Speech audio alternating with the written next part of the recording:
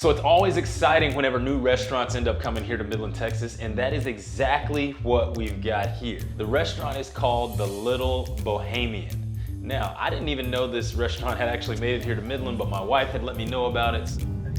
Modern cuisine. Modern cuisine. Okay, so we are going to eat modern cuisine at Little Bohemian. And let me say, it's really exciting. It's like a little unique place. It's like small and intimate.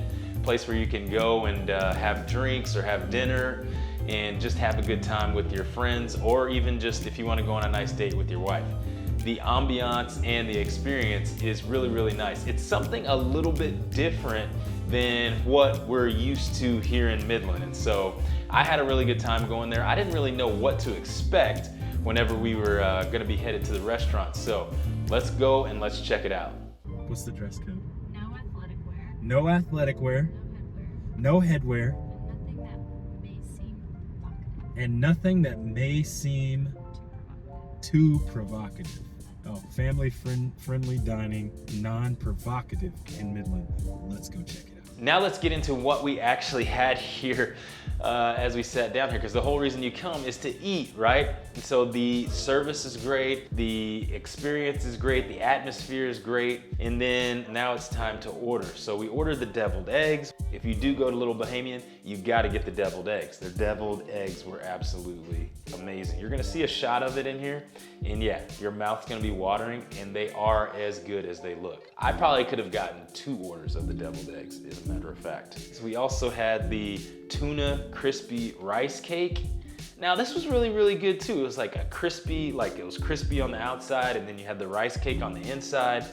And so it was like that perfect blend of like crunch and then like tasty rice, tuna rice cake as well. One of the things that kind of shocked me was the presentation of everything, right? So they do a really good job of the presentation. Everything that came out looked really nice. I'm not used to my food being so pretty, I guess is probably the way I should put it. Like, now, I had heard that the short ribs were to die for. So whenever I got there, normally I would want to get a steak, but when someone told me that the short ribs were really, really good, I decided to take a leap of faith and actually get the short ribs. So I ordered the short ribs. They come with Brussels sprout chips. So there's like some Brussels sprouts sprinkled on top of the short ribs with mashed potatoes, and then there's also like a mushroom melody as well. It was really good. I think the short ribs were like cooked to perfection.